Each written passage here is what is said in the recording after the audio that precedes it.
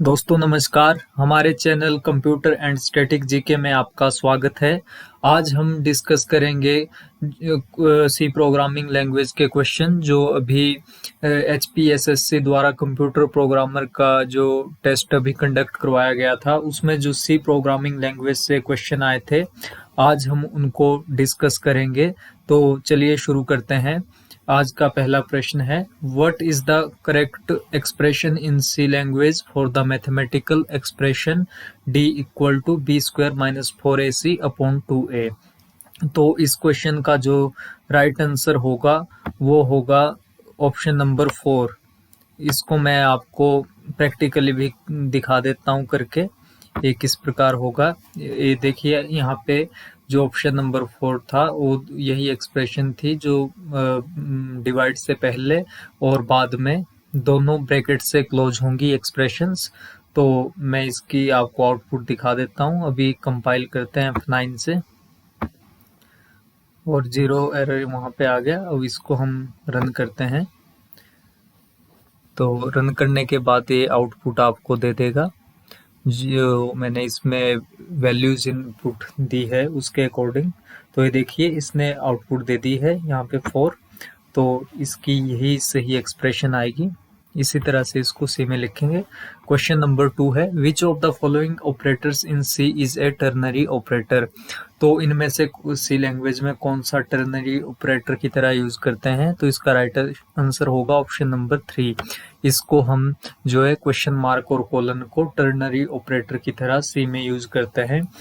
ये किस तरह वर्क करता है मैं आपको दिखा देता हूँ यहाँ से।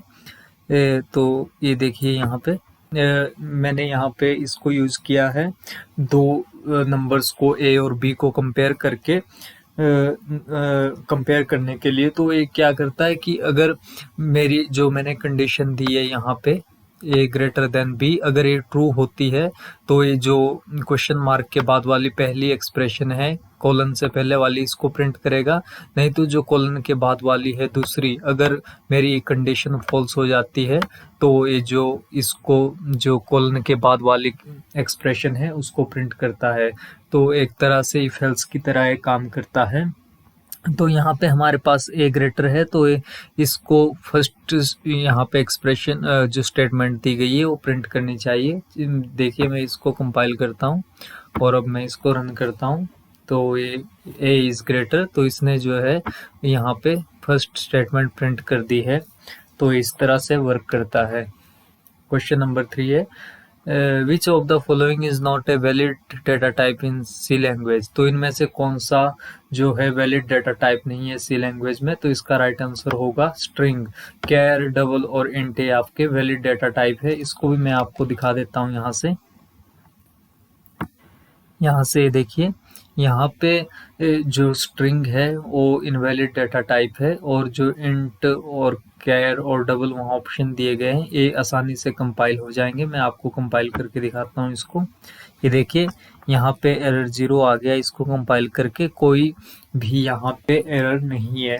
और अगर मैं यहाँ पे स्ट्रिंग को इसको कमेंट से हटाऊंगा तो ये भी कंपाइल होगा, और ये कंपाइल नहीं होगा क्योंकि स्ट्रिंग वैलिड डेटा टाइप नहीं है, ये एरर दे देगा। देखिए, जैसा कि इसने स्ट्रिंग लाइन नंबर 9 में इसने एरर दे दिया है। ठीक है, तो ये वैलिड डेटा टाइप नहीं है। इसको हम जो है आपका कैर का एरे बना के इसको स्ट्रिंग को हम अचीव कर सकते हैं। जैसे कि मैंने यहाँ पे कैर एफ नाम का एरे बनाया है जिसमें मैं 5 कैरेक्टर ले सकता हूँ, और इनको मैंने यहाँ पे प्रिंट करवाया है। तो इसको भी मैं आपको रन करवा के दिखा देता हूँ। और ये मैं उससे पहले बता दूं आपको कि कमेंट सिंगल लाइन अगर कमेंट करना हो तो हम डबल स्लैश लगा के करते हैं, जैसे मैंने यहाँ किया है। और अगर हमें मल्टी लाइन कमेंट करना है तो हम इस तरह स्लैश और स्टार से स्टार्ट करते हैं, और स्लैश और स्टार से ही स्टार स्लैश से हम इसको एंड करते हैं। इस तरह ये कमेंट हो जाता है। इसका मतलब ये है कि कोड कंपाइल नहीं होगा, और हम इसको प्रोग्राम के बारे में इंफॉर्मेशन देने के लिए अगर सोर्स कोड में देनी हो कि ये क्या क्या कर रहा है, उसके लिए भी हम कमेंट का यूज कर सकते हैं। ठीक है, तो मैं इसको दिखा देता हूँ आपको रन करके। कंपाइल कर लेता हूँ पहले। इसमें 0 एरर आ गया।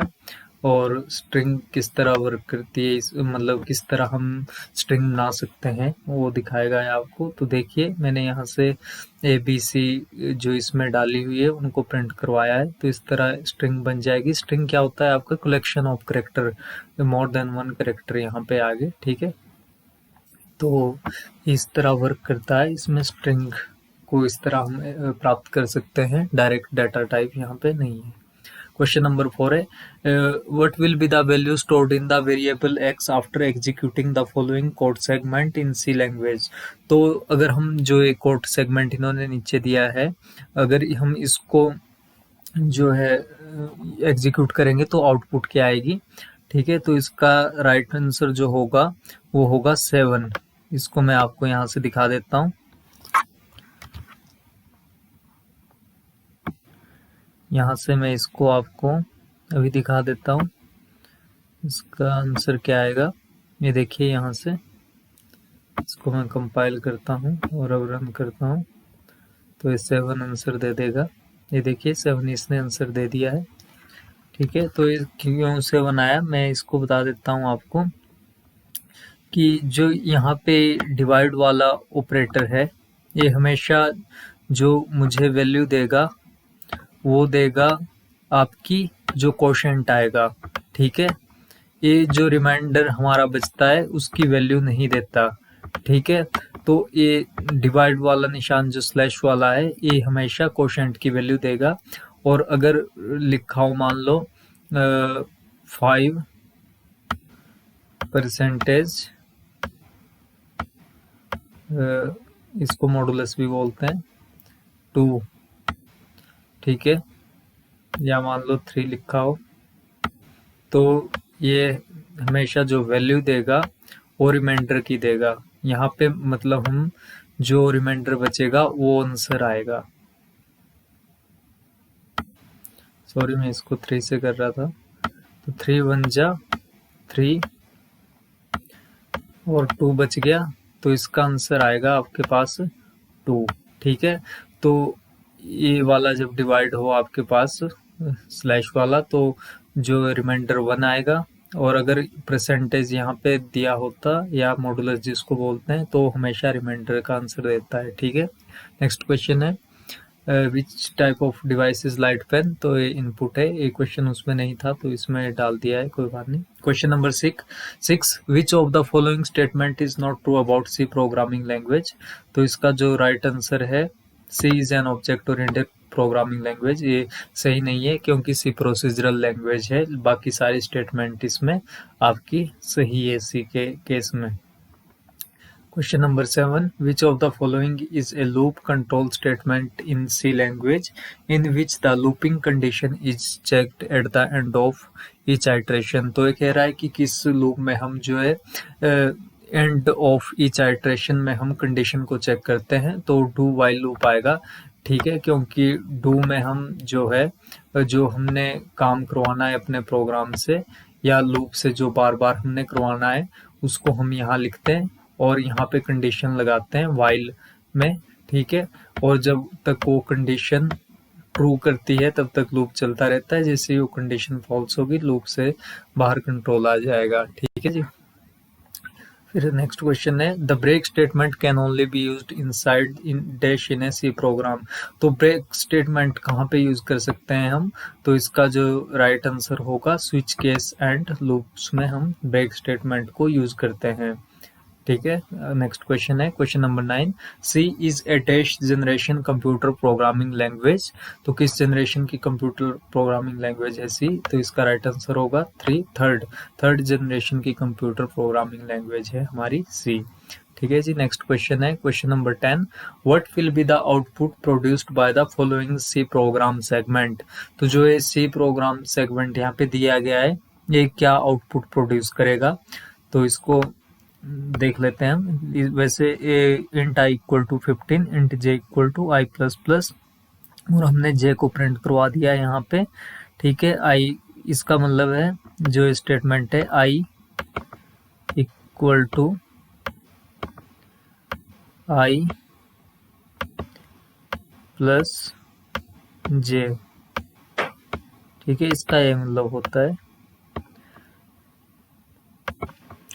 तो यहाँ पे जो आंसर आएगा वो 15 आएगा, क्योंकि हमने यहाँ पे जो है आई पोस्ट इंक्रीमेंट ऑपरेटर आई के साथ लगाया है, और इनिशियली आई की वैल्यू 15 जो है वही जे को असाइन हो जाएगी और इसी को प्रिंट करवाएगा। तो मैं इसको आपको दिखा देता हूँ यहाँ से, मैंने यहाँ पे किया है, इसको मैं आपको दिखा देता हूँ ये किस तरह वर्क करता है। तो यहाँ से आप देख सकते हो मैंने इसको कमेंट किया है पूरी लाइन को, तो मैं इसको हटा देता हूँ यहाँ से, ठीक है, और इसको सेव कर देता हूँ और फिर कंपाइल करता हूँ। कंपाइल हो गया और अभी आउटपुट दे देगा यहाँ से ये 15 और 34। तो ये 15 जो है इसकी आउटपुट है, 34 ये दूसरे प्रोग्राम की आउटपुट करेंगे। तो मैं इसको आपको न्यू लाइन में कर देता हूँ ताकि कोई प्रॉब्लम ना आए आपको समझने में। इसका भी मैं आपको यूज बताऊंगा। अभी ये भी क्वेश्चन आया था कंप्यूटर प्रोग्रामर में, तो ये हो गया है और देखिए नई लाइन में आ गया है, ठीक है। तो 15 उसका राइट आंसर है। तो मैं नेक्स्ट क्वेश्चन की तरफ चलते हैं। Left shifting an integer by two position is equivalent to, अगर हम किसी इंटीजर या नंबर को लेफ्ट शिफ्ट टू करते हैं तो उसका क्या an integer by two position is equivalent to what, किससे होगा वो किसके इक्वल आएगा अगर हम लेफ्ट शिफ्ट करते हैं एक इंटीजर को, ठीक है। तो मान लो मैं इंटीजर ले लेता हूँ यहाँ पे 2, ठीक है। तो 2 को यहाँ पे हम लिखते हैं बाइनरी में, किस तरह लिखते हैं, ये पोजीशन रहती है, ठीक है, 1 2 4 8, ठीक है। तो 2 की पावर पे आता है, 2 की पावर 0 1 के इक्वल, 2 की पावर 1 2 के इक्वल, 2 की पावर 2 4 के इक्वल, वैसे ही आगे 2 की पावर 3 8, 2 की पावर 4 उसी तरह चलता है। तो 2 को किस तरह लिखेंगे, यहाँ पे 0 और जिसको जो मैंने 2 लिखना है तो 2 की जगह 1 आ जाएगा, ठीक है, बाकी सारे 0 0 आ जाएंगे। तो बाइनरी में हम 0 0 1 0 करके 2 को लिखते हैं। तो अगर मैं इस नंबर को लेफ्ट शिफ्ट करता हूँ 2 पोजीशन से, तो जो ये पहली शिफ्ट में जो है मेरा ये 1 है वो इस पोजीशन पे चला जाएगा लेफ्ट में, ठीक है, और ये नंबर बन जाएगा ये वाला। और दूसरा शिफ्ट में करूँगा तो ये जो नंबर है वो लास्ट में चला जाएगा यहाँ पे, ठीक है, यहाँ पे। तो ये बाकी सारे 0 है, 1 की पोजीशन भी, 2 की भी, 4 की, 8 वाली पे 1 है, तो नंबर मेरे पास 2 का क्या बन गया 8। तो 2 4 जा 8, तो ये क्या हो गया मल्टीप्लीकेशन बाय 4। तो इसका राइट आंसर ऑप्शन 3 होगा, ठीक है। तो नेक्स्ट क्वेश्चन है 12, what is the range of a char data type in C language. तो इसमें जो दोनों रेंज है -128 to 127 और 0 to 255 दोनों इसमें आती है। ये आपकी जो है साइंड नंबर के लिए, मतलब इसमें प्लस माइनस दोनों आएंगे, और ये आपकी जो है अनसाइंड कैर के लिए, ठीक है। तो ये दोनों यहाँ से कोई भी आ सकता है। Question number 13, what will be the output produced by the following C program segment. तो जो ये प्रोग्राम सेगमेंट है ये क्या आउटपुट देगा, तो इसको मैं आपको दिखा देता हूँ प्रैक्टिकली करके। ये देखिए यहाँ पे मेरा प्रोग्राम है, मैं इसको कमेंट कर देता हूँ, जो 15 आउटपुट वाला भी हमने किया था, ठीक है। और एक ही प्रोग्राम आपसे करवाता हूँ जो अभी कोड सेगमेंट दिया गया है, ठीक है। तो ये वाला वो प्रोग्राम है, इसको सेव करता हूँ मैं, कंपाइल करता हूँ और अब रन करता हूँ। देखिए कितना आउटपुट ये देता है, ये देखिए 34। तो इसने क्या आउटपुट दी है 34।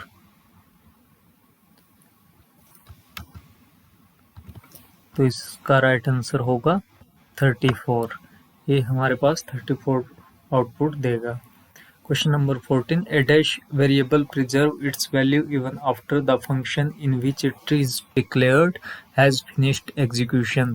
तो अगर हम एक वेरिएबल को जो है यहाँ पे 4 ऑप्शन दिए इनमें से कोई किसी एक के साथ डिक्लेयर कर देते हैं, तो वो कौन सा होगा जो मतलब जब उस फंक्शन में, जिस फंक्शन में वो वेरिएबल होगा उसके एग्जीक्यूट होने के बाद भी अपनी जो है वैल्यू प्रिजर्व करके रखेगा, मतलब अपने पास सेव करके रखेगा वेरिएबल। तो अगर हम वेरिएबल को स्टैटिक कर देंगे, मान लो हमें इस तरह करते हैं स्टैटिक,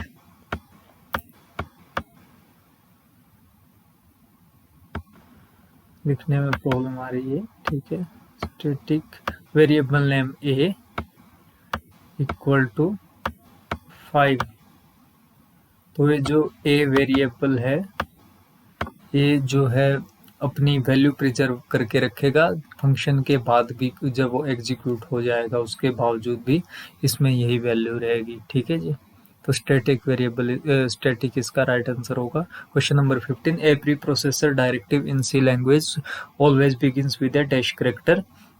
तो जो प्री प्रोसेसर डायरेक्टिव है सी में, वो हैश करेक्टर के साथ जो है स्टार्ट करते हैं हम, ठीक है। तो उसको मैं आपको दिखा देता हूँ यहाँ से। ये देखिए यहाँ पे प्री प्रोसेसर डायरेक्टिव है दोनों, तो इनको हम जो है हैश के साथ स्टार्ट करते हैं, हैश इंक्लूड stdoh और हैश इंक्लूड conio.h। तो इनका यूज क्या होता है कि जो ये हमने इंक्लूड करी है header files, stdoh standard input output के लिए और conio.h कंसोल इनपुट आउटपुट के लिए। तो इसमें जो हम फंक्शन यूज करते हैं, जैसे यहाँ पे मैन किया है और printf या getch, तो इन फंक्शन को ये वर्क तभी करेंगे अगर आप इनको इंक्लूड करेंगे इनमें, यहाँ पे अपने सोर्स कोड में, प्रोग्राम में, ठीक है। अगर मैं यहाँ से इसको कमेंट कर देता हूँ, ठीक है, तो मेरे को यहाँ पे कंपाइलेशन एरर देगा।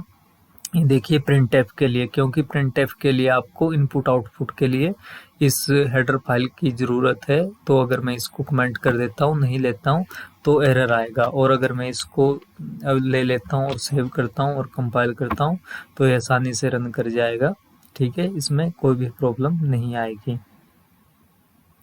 ओके, तो हम नेक्स्ट करते हैं question number 16, a hexadecimal integer literal in C is preceded with. तो जो हेक्साडेसिमल इंटीजर होगा सी में, वो हम किस तरह पहचानेंगे, वो किसके साथ शुरू करता है, तो 0 और x के साथ स्टार्ट करता है, ठीक है, इसका ऑप्शन 2 राइट आंसर होगा। Question number 17, a program is said to be containing dash if it does not produce the desired output. तो अगर एक प्रोग्राम आपका डिजायर्ड आउटपुट नहीं दे रहा है तो उसमें एक्सेप्शन है, ठीक है। तो इसका राइट आंसर 3, ऑप्शन 3 होगा, exception. Question number 18, what is the restriction on the use of continue statement in C program. तो जो हमारे पास कंटिन्यू एक कीवर्ड आता है इसमें, ठीक है, तो जब हम उसको यूज करते हैं सी में, तो किस क्या रिस्ट्रिक्शन रहती है उस पर, तो उसको आप, it can be used inside loops only, ठीक है, तो उसको आप लूप के अंदर ही यूज कर सकते हैं सी में, और कहीं यूज नहीं कर सकते, ठीक है जी। Question number 19, all the elements of dash user defined data type in C share the same memory location। तो कौन सा C में यूजर डिफाइंड डेटा टाइप है जिसके सारे एलिमेंट सेम मेमोरी लोकेशन को शेयर करते हैं, तो इसका राइट आंसर है ऑप्शन 3, यूनियन। यूनियन के जो सारे एलिमेंट है वो सेम मेमोरी लोकेशन को शेयर करते हैं। क्वेश्चन नंबर 20, यहाँ पे मिसमैच हो गया है थोड़ा। Which of the following operators in C has right to left associativity. तो right to left associativity assignment operator की है, बाकी सारे जो मल्टीप्लिकेशन, मॉडुलस, एडिशन यहाँ दिए गए हैं, इनकी लेफ्ट टू राइट एसोसिएटिविटी है।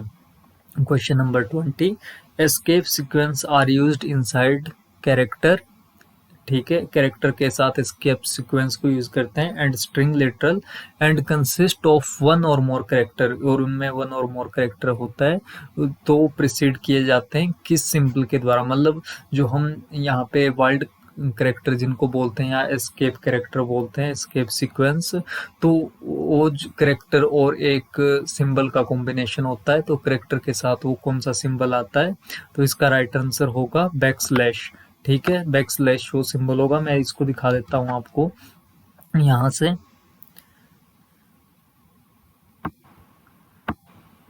यहाँ से दिखा देता हूँ, जैसे मैंने स्लैश एन और स्लैश टी यूज किए हैं, ठीक है, तो ये जो मेरे पास है ये वाइल्ड कार्ड और एस्केप सीक्वेंस है जो वहाँ पे दिया गया है, ठीक है।